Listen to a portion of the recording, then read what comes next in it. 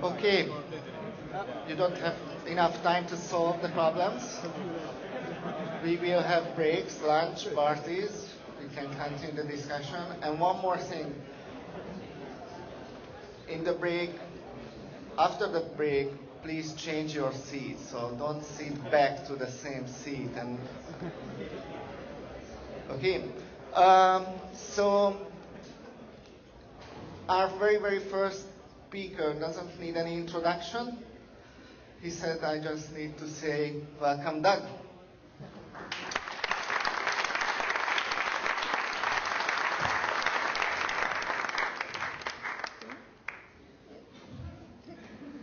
Good morning. I'm very happy to be here today to talk to you about syntax.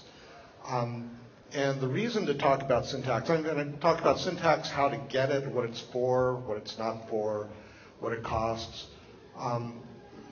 and give advice to language designers, because this is a really interesting time to be designing new programming languages. This is because JavaScript has become the universal virtual machine. This was a really surprising development because we always thought the Java VM was going to be the world's universal virtual machine, but it's not. Google translates Java into JavaScript so it can run everywhere. And we're now seeing brand new languages being written, designed to be compiled into JavaScript. This is a nice thing for language designers because it means you don't have to build your own virtual machine, you don't need to build a code generator, you don't need to build a runtime, you just need to generate JavaScript. I think the first new language, which was a language that was intended to run as JavaScript, was the good parts. I started working on the good parts in 2000, and the good parts has a compiler which is called JSLint. It turns out that compiler doesn't actually modify the code, it just tells you that the code is good, and that's all you need. Because JavaScript is a hugely complicated, ugly, stupid language, but there's a brilliant language inside of it. And if you just use that good language, life gets a lot better. Now, JSLint comes with a warning. JSLint will hurt your feelings. And people cry all the time. And what JSLint is mainly looking at is syntax, and is warning you, don't use bad syntax. It turns out most of JavaScript's bad parts are syntactic. But people get really deeply emotionally invested in syntax, whether it's good syntax or bad syntax. So I contend that syntax is the least important aspect of a programming language. It's superficial, it's trivial, it's just not important. Now, some people would be very surprised at that statement and say, oh, no, that's not true, it's very important. Why would I cry about syntax if they weren't important? I think it's important in the same way that fashion is the least important aspect of clothing design. You know, what should clothes do? They should keep the sun off you, they should keep the cold away, they should not fall apart or fall off or catch fire or cause injury, you know, all these things that clothes need to do that most people do not consider when they're shopping for clothes. They're looking for style, they're looking for color, they're looking for things that, in fact, the clothing may fail to do the things it's supposed to do because they're more concerned with the fashion aspects. There are lots of good books about programming languages and surveys of multiple languages. My favorite is Programming Languages, an Interpreter-Based Approach by Samuel Kamen. He takes 7 languages and writes an interpreter for each of those languages and then creates programs which demonstrate what each of those languages is good for. But he doesn't implement the entire language of any of these. He just implements the good parts of each of these languages. And the really interesting thing is that the good parts does not include the syntax. So for all of these languages, he writes an interpreter which takes S expressions, which are the simplest possible syntax for expressing a program. And so the programs for all of these 7 languages look the same. So you can do apples to apples comparison and see what the difference between these languages really are, that you're not distracted by the syntax. So his book demonstrates that the syntax really is not that important, that the important parts of the language are not the syntax. Powers which we use to help us decide what order things go in. And so we could assign to each operator or class of operator what its power is going to be, and the most powerful number will get bound to the tightest, will be evaluated first, and the others later. Now it turns out every programming language has a list like this, but most people working in those languages don't know what's in that list and what order things are. For example, in some languages, multiplication and division have different precedence levels. I would ask you, does yours? You probably don't know. Does that matter? Yeah, sometimes you'll get things happening in an order you don't expect, and that might be wrong. Some languages just get it wrong. For example, C gave the wrong precedence to the ampersand operator. It was a mistake made early on. Java made the same mistake. They knew that it was wrong, but they did it anyway because C had established the fashion. And so fashion dictated that the precedence of ampersand be wrong. Another source of ambiguity is you'll have a word in the program, and what does that word mean? It could be a variable, it could be a statement label, or a statement keyword, it could be an operator, it could be a special form.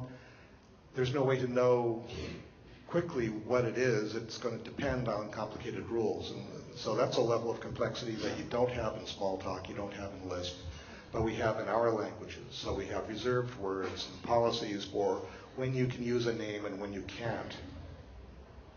So to deal with the complexity that we have in our emotional syntax languages, we have parsing. And we have a theory of parsing based on a theory of formal languages, based on automata theory and based on Chomsky's theory of language.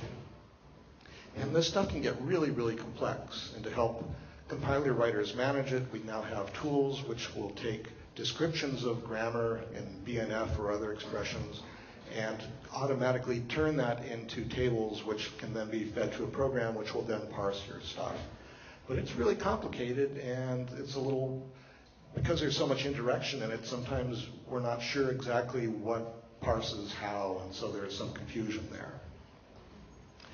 When we're parsing, we'll take our program and break it into a set of token objects, each representing some piece of the program, like a keyword or a constant or an expression or something. And as we're parsing, we'll call an advance function. And each time we call advance, it will set the token variable to the next token object in the stream. We can set up an inheritance relationship between the tokens. So each token will inherit from a base token in the symbol table. So all numbers will inherit from the same token, and all if keywords will inherit from the same word, and so on. And then all of those, all the tokens in the symbol table, will inherit from a prototype token. And you can have this kind of inheritance in any language. It turns out in JavaScript, this is really easy. You just have all the prototypes pointing through, and it works out very nicely. Oh, and then we'll have one special form of advance where we can pass in the ID of a token, and it will advance to the next token, but it will signal an error if the current token is not the token that we said it should be. We'll see an example of that in a moment.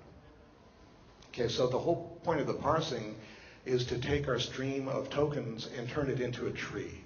Once we have a tree, we can do some interesting things with it. A tree, we could run algorithms on the tree to do optimization or deep error detection or performance enhancement or things of that sort. We can also take that tree and hand it to a code generator, and it's going to make machine code for us. We can even hand that tree to an interpreter and have the interpreter evaluate the code and do what it's supposed to do. So the technique I'm going to give you for doing this kind of parsing is called top-down operator precedence. It was invented by Von Pratt, who was at Stanford University. He presented this as a paper at the first Principles of Programming Language conference in 1973. So it's been around for a long time. The system that Pratt proposed was simple to understand, trivial to implement, easy to use, extremely efficient, very flexible, and I would add it's beautiful. It's one of the most beautiful pieces of software I've ever seen. It's totally brilliant. These are characteristics that other parsing techniques cannot claim. So you might be wondering, why have I never heard of this before? You will not find this in any textbooks on parsing, and there are a lot of great textbooks out there, but none of them talk about this technique. Pratt himself thinks this may be because of a preoccupation with B&F grammars and their theory, and because the guys who are into formal languages really like that stuff, and it's a lot of fun and it's deep. I think there's another reason. It's that this technique requires a functional programming language. You can't use this technique well in Fortran. It doesn't even work very well in Java. You really need something that's all about functions, because this exploits functions really well. And the Lisp community was for a long time the world's leading functional programming language, but that community didn't care about syntax. The original intention for Lisp was it was going to have an algo-like syntax. And it didn't get into algo 1. Algo 2, or Lisp 1. Lisp 2 was supposed to look more like algo. That never happened. There were a number of attempts over the years, including Apple's Dylan, to try to give a more conventional, emotional syntax to the language, and it was all rejected because the people who use that language found that the minimal syntax was actually the best one. So they were not interested in this parsing technique because they had no use for syntax. This changes with JavaScript, because with JavaScript we have a functional language, an extremely popular functional language, and we have a community that really likes emotional syntax. So this is, you're it. You're the guys who can use this parsing technique. So Pratt's key idea was what he calls lead and nud. So when we have an operator or a token, we'll ask, what does it expect to see to the left of itself? In some cases, it will want to see something, like if it's an infix operator, there's going to be something to its left. But if it's a nullary operator or a constant or a prefix, then it doesn't expect to see anything to the left. So we call that a null denotation, or a nud, but if there is something to the left, we call it a left denotation, or led. And so these can be represented as methods that we will put on each of the tokens, so that each token can have one or both of those functionalities. So there's some tokens that will only have nuds. This would include bang and a squiggly thing and type of and curly brace. Anything which could be used as a prefix operator will have a nud. And there's some tokens that will only have a lead, so asterisk and dot, equal, or equality and assignment. Infix operators or suffix operators will only have a lead. And then in JavaScript, there's some tokens that have both, like plus, minus, left paren is used for both grouping and invocation. So it will have both a lead and a none, one for each of those things. So we're going to need a symbol table where we keep all of the tokens, or all the master tokens that all of our input tokens will inherit from. And we'll also have a prototype token, which will be the thing that all of those will inherit from. So initially, the prototype will contain a nud, which causes an error, and a lead that causes an error, and an error function, which will report where an error happened, and a left binding power, which is the precedence of that operator, which the default will be 0. So if we don't explicitly give a binding power to a token, it'll get 0 by default. So now we need a function to help us define the other symbols that we're going to use to define our language. So we'll pass it an ID, which will be the visual text that we associate with the symbol, and its binding power, which will be 0 if we don't explicitly set it. And we'll look up that symbol in the symbol table. And if it's not there, and it probably won't, then we will create a new symbol which inherits from symbol.prototype. And then we'll add to it its new ID and its new left binding power. And then put it back into the symbol table, and we'll also return it so the caller can immediately get the base symbol. So once we have this, we can start defining our language. So our language is going to contain a number of separators and terminators and punctuators. So we'll just list those. Each of those is a symbol that doesn't do anything. And we can create a couple special ones, like end will represent the end of the token stream or the end of the program. And we'll spell it in a way that could not accidentally be confused with a real token. And we can also have tokens to represent things which we don't expect to find in the symbol table, like words and numbers and things like that. They will all want to inherit from something like that. So now let's start defining our language. So first I'm going to create a symbol which will be the plus operator, the addition operator. And it'll have a binding power of 60, which is sort of in the middle. And we'll set its let function because it's an infix operator, so it needs a let function. And the let function will add to, or let's say this, when that function is called, this will be bound to a plus symbol, or plus token. And we'll add to that token in its first property the thing that was to the left of the plus, and its right property will be, or the second property will be the thing to the right. And we'll get that by calling the expression property, because we'll want to get whatever the following expression is, assign that to second. And we'll set the arity to binary. So arity will be binary or unary or something like that. And then we'll return that object. We can also define multiply. You might notice multiply looks almost exactly the same. Right? We changed the plus to an asterisk, and we changed the power from 60 to 70. Otherwise, it's exactly the same. So anytime you have that much similarity, go, oh, wait a minute, I want to write a function which is going to collapse that, so I don't have to keep writing this stuff over and over again. So I'm going to create an infix function, which I'll use to define infix operators. And it will take an ID, a binding power, and an optional let function. And if I do not include the optional let function, it will fill in one for me. It'll create a default. And that function will do the thing that we just saw. So once I have this function, I can now more quickly describe my language. So I'm going to have plus, minus, multiply, divide, and so on. I just list these things. So I can start laying out my language really fast. And it's starting to look almost declarative, like this isn't programming, this is just description, right? But it all turns into JavaScript functions, and it's all doing interesting stuff. Now the ternary operator is a little bit more complicated. So in this case, I will explicitly pass in a let function. But the let function is really simple. So remember, ternary takes a condition and then one expression and then a second expression, right? Separated with a colon.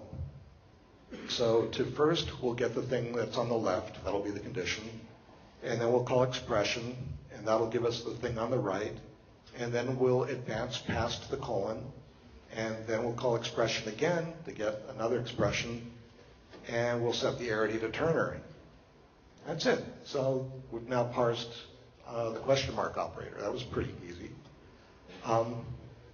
Now, most of our operators associate left to right, but sometimes you have operators that want to associate right to left. And we can do that by having an infix R operator, which does the right association. And it's exactly the same as the other infix operator, or other infix function, except that when it calls expression, it subtracts 1 from the binding power. And that happens to just change the way associativity works, which is kind of amazing. So once we have that, we can define things like logical and logical or, and they'll bind from right to left instead of left to right. We can use that function to create our assignment operators. So one thing I want to do when I do my assignment is look for some of the things that I can assign to. And if it looks like I'm trying to assign to an expression that doesn't make sense on the left side of an equal sign, I can generate an error here. Now, it's possible sometimes to create syntactic rules to try to avoid that, but those can get really complicated. I can just write some special case code in here, and it just makes it a really easy way to resolve that. So once I have my assignment function, I can then create equal, plus equal, and minus equal. I can do the same thing for prefix. So the prefix function is very similar to the infix function, except instead of taking a lead, it takes a nud. So the default nud will be to call an expression using the binding power for unary functions and set the arity to unary. And once I have that, I can define the plus, minus, and type of prefixes. I also need to define a token for parentheses, so I can do grouping. And that turns out to be really easy too. So I'll just call an expression and look for the matching right parent and return the value of the expression. That's done. So that's really easy. So one thing that Pratt did not include in his article was dealing with statements, because the languages he was working with were all expression languages where everything was an expression. And it turns out that's not a bad way to design a programming language. But the emotional syntax requires that we have statements. That's sort of what we're used to. So it turned out to be really easy to add statements to this system as well, with what I call the first null denotation, or FUDs. So we can add a FUD property to certain symbols, and the FUD is only examined if the symbol is the first symbol of a statement. So we can create a function for defining statements now, or for parsing a statement. So we'll get a token, and we'll ask the token, do you have a FUD? And if it does, then we go, okay, we'll call the FUD, return that, we're done. If it doesn't, then we'll call expression, we'll call its nud, and we'll get what it gives back.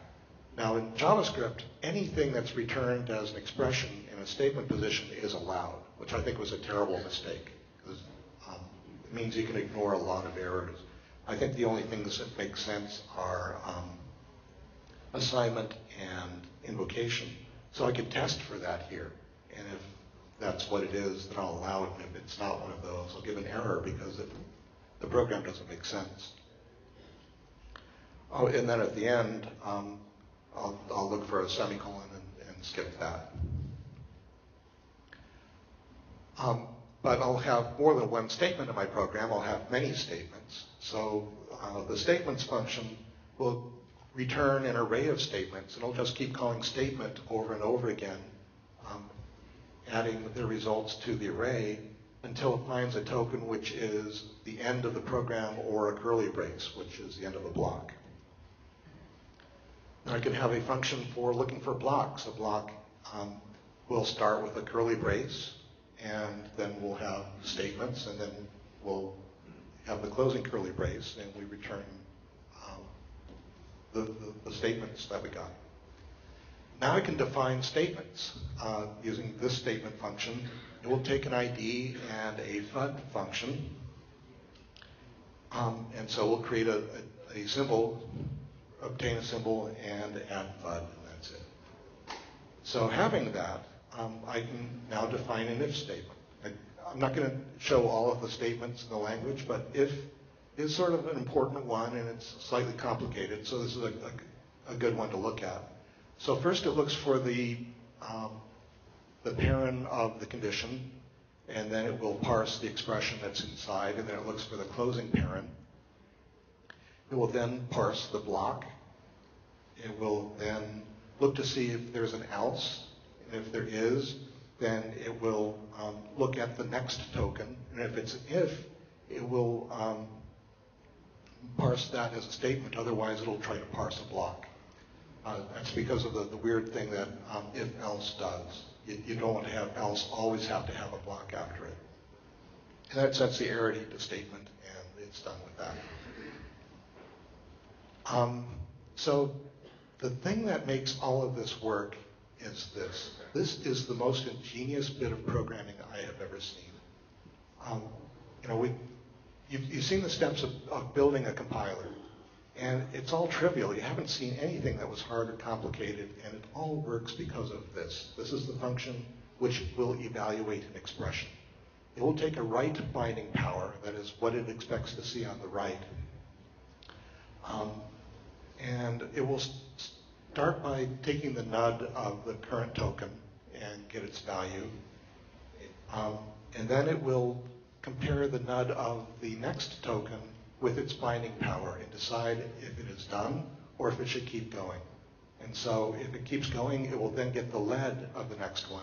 And we'll keep looking at leads until it finally sees the precedent says stop looking. And then it returns the result. And as it's going along, it's passing to the lead functions the thing that it already accumulated on the left. And so it's automatically building the tree just going through this loop. This is the most ingenious thing I've ever seen. You compare this to any other theory of parsing, and it gets really complicated, and this is doing virtually nothing. It is so simple. It is so easy, so elegant. I love this. This is like the smartest thing I've ever seen. And this should be the way we're doing everything. So if you're thinking about designing your own language, and you should, I think this is a technique you want to be using because there is nothing easier or faster than this. So it's called top-down operator precedence. It's really easy to build parsers with it. And it's really fast because it does almost nothing. You saw everything it does. There's almost nothing going on. For each token, it goes, done. Go on to the next one. It is so nice. And it's so fast, you could use it as an interpreter. Instead of building trees, you could just say, okay, I'm the plus operator. I'll just actually add the things and pass them back. It's fast enough you could use it that way. And it's also dynamic. So you can be building these things as you're going along. So if you want to be building DSLs in real time, this is a technique that can do that. You don't have to call out to Yak in order to get tables built for you. You can just be building them dynamically. You can build extensible languages with this. You could have facilities in your language which will allow you to start putting stuff into these tables and modifying the language as you are writing the programs. There are some languages which encourage this kind of development. For example, Forth. The model in Forth was that you first define what the ideal language is for writing the program that you're writing, and then you write in that language. And using this technique, you can now do this in a more expressive language. That's an amazing thing. You could even consider going meta with this. So you saw the stuff that I was writing in JavaScript, and it's already starting to look like a declarative language, but you could go a level meta on that and define a language which is ideal for designing languages and implement that in this language. It's easy to do. Also, we can fix one of the big problems in language design, which is reserved word policy. So with the way most parser generators work is you'll give them all of the words that need to be reserved that can't ever be used as variables or parameters or other things. Because how the tables work is really complicated. You can't be changing that set of stuff as the compiler is running. As a result, we have to say, these are words you can never use. And if you try to use them, you get an error. Well, one problem with that going forward is in the next edition of the language, we realize, oh, there's a statement that we need to add, but we didn't reserve that word. So if we add that now, we're going to break programs that might have been using that word, or we're going to have to choose a stupid word that no one would ever have used. And it turns out we're running out of stupid words, so that's hard to do. I'll give you an example. For a long time, the best word in languages for causing an exception to happen was raise. But so when they were adding exceptions to C++, they couldn't do it because raise was actually a popular word in some C programs. And they go, oh, we can't call it that, so let's find another word that means raise. And they looked around, they came up with throw, which doesn't make any sense, right? But we've had 20 years getting used to it, so now, yeah, you throw, you say. But it really didn't make any sense. They did that because the reserved word thing got in the way. But with this technique, it is now possible to have this policy. You can say, if the program uses something as a variable, then within that function and everything inside of that function, it cannot be used as a reserved word. And that turns out to be trivial to implement using this technique. And what that means is, if someone is not aware of a thing that you might add to the language, then it doesn't matter. You can add that to the language. It does not invalidate anything they've ever done. And there's no cost if you're using this technique. It's just really light, really easy. And so having this makes it much easier to evolve languages. Now we're trying to add stuff to JavaScript, and it is really hard because the things that were in the original reserved word list turned out not to be good ideas, and so it didn't do any good to reserve those. All that did was get in your way. But there are other things that we now want to add that weren't on the list, and we're adding an enormous amount of complexity to the language in order to try to get that in. If the language had been designed using this technique, it would have been trivial and easy.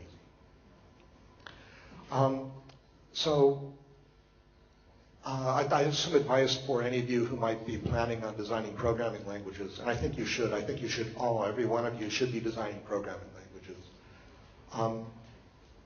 Try to embrace minimalism. There are a lot of people when they start thinking about a language and start saying, yeah, I'm going to take every good idea I've ever seen and try to put it into one language. I don't recommend that. The best thinking now says that you take a small set of concepts and you find the concepts with the most power that interact well together and build from that. Now, some people want to go minimal on the notation side, meaning to make the programs really small and cryptic. That's probably not a good idea.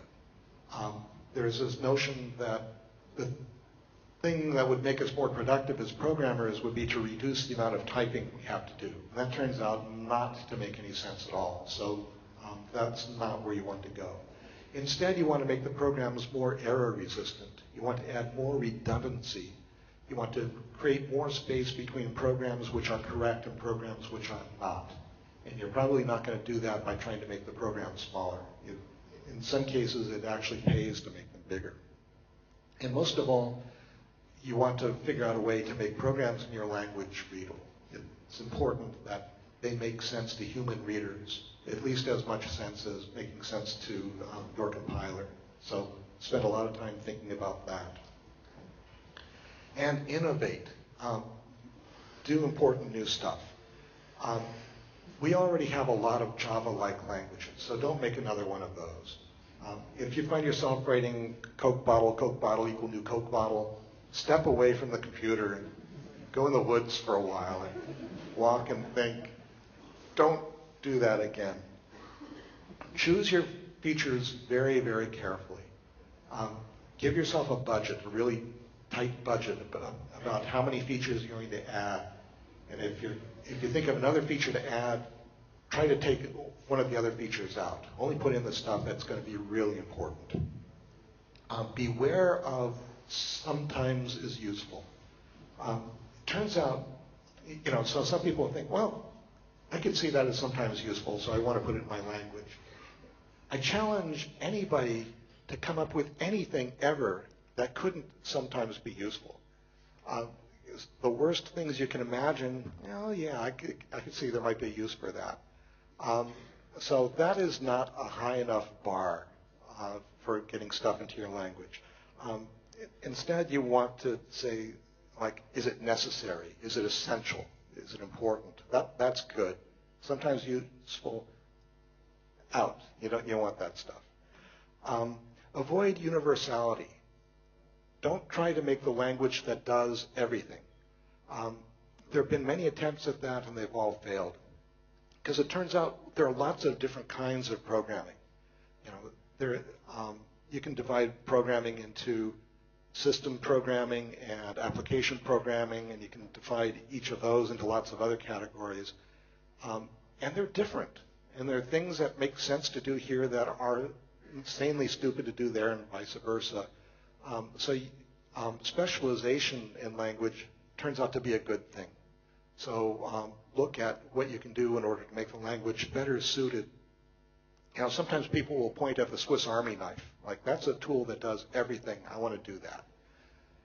Well, if you're in the field and you got nothing else, a Swiss Army knife is a good thing to have in your pocket. But if you're in your workshop, or your kitchen, you're not going to want to reach for the Swiss Army knife. That's the worst tool you have, right? You're going to want to, in every case, you're going to want to pick a tool that's more specialized, that works better for the one thing that you're trying to do.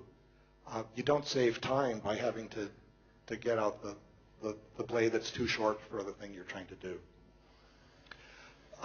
Most of all, your language is going to want to help you to manage complexity. Programs are the most complicated things that humans make. And so you want to have structures in your language which make it easier for us to deal with that complexity. That's hard. But if you can figure that out, you will have made an important contribution.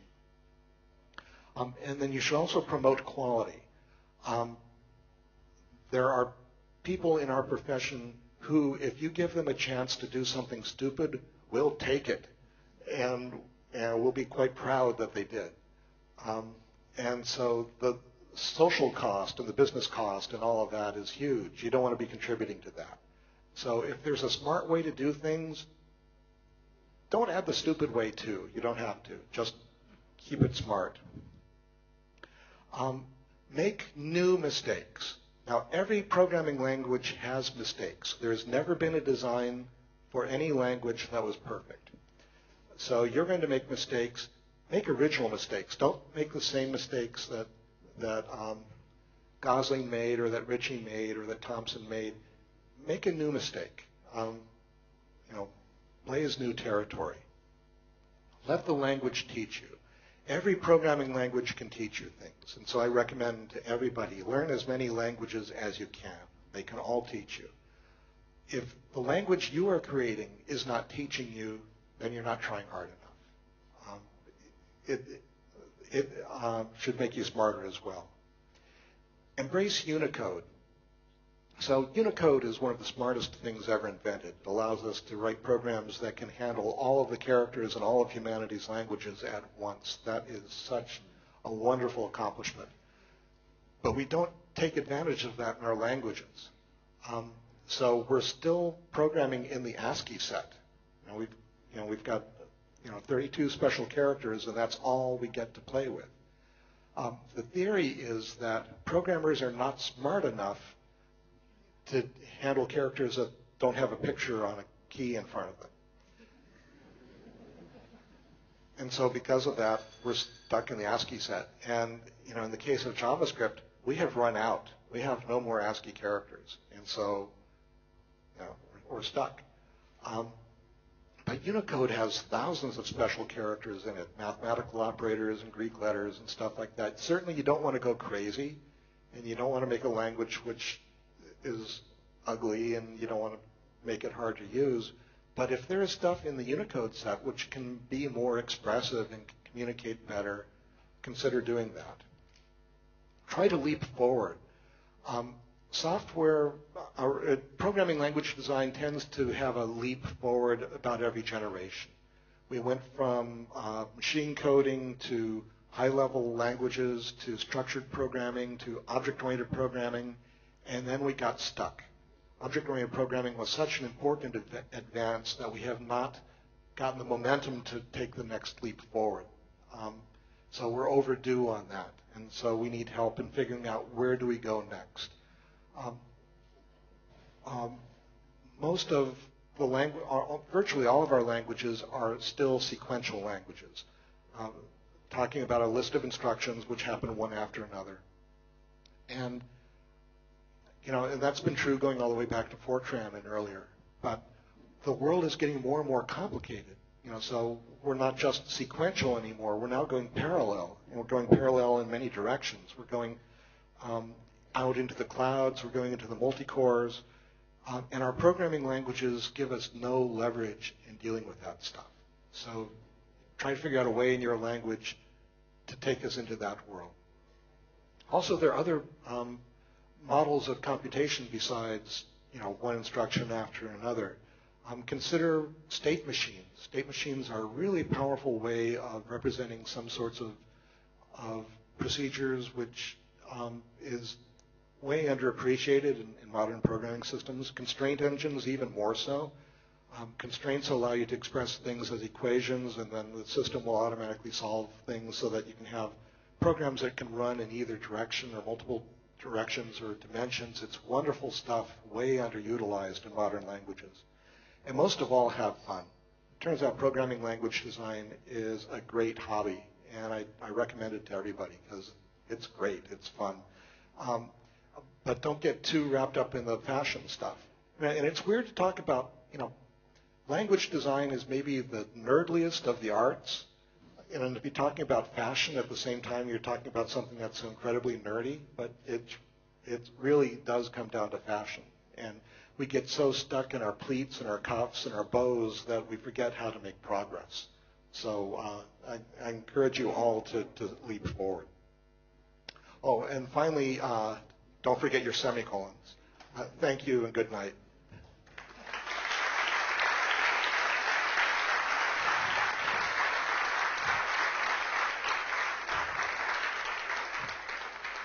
So we have some time for some questions. We've got a couple of microphones here if you'd like to come up and ask. If you want to know more about this stuff, on GitHub I have a complete top-down operator precedence model written in simplified JavaScript, which can parse simplified JavaScript. That's public domain. You can go and use that. Also on GitHub is the source for JSLint. JSLint uses exactly the same parsing technique, but goes much, much deeper and does a lot more stuff with it. If you want to learn more about top-down operator precedence, I'm only aware of one book that contains even a mention of it, and that is Beautiful Code, Leading Programmers Explain How They Think by Orm and Wilson, published by O'Reilly. You want to look at Chapter 9, which it turns out I wrote. So any questions? You have to go to the microphone, or that microphone. Hey, so for a functional parser, I saw a lot of mutation in there, and as a Haskell programmer, I was turned off. Have you looked at GLL at all? At what? GLL, generalized leftmost derivation, left-right parsing. No, I have not. So basically, the only mutation in that is trampolining. All the rest of it is purely functional. So that's a really good technique of getting a parser that's purely functional. But also it handles generalized grammars. So therefore, you can get multiple parse trees from a single grammar. So you put in your code and you get multiple parse trees. So if it parsed this way or this way, so if you had 1 plus 1 take 1, then you get 2 different parse trees from that. One where the 1 plus 1 is grouped, and then the one where 1 take 1 is grouped. So it's a pretty interesting way of parsing. Right. Turns out I like mutation. I don't know. Okay. You'll see my talk tomorrow, so.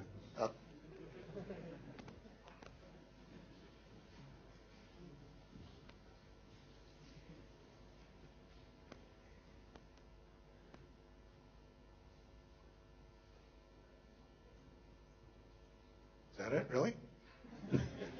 What does it mean? All right, I guess you need a break. No question? It was not controversial. Okay, thank you very much. Okay, thank you.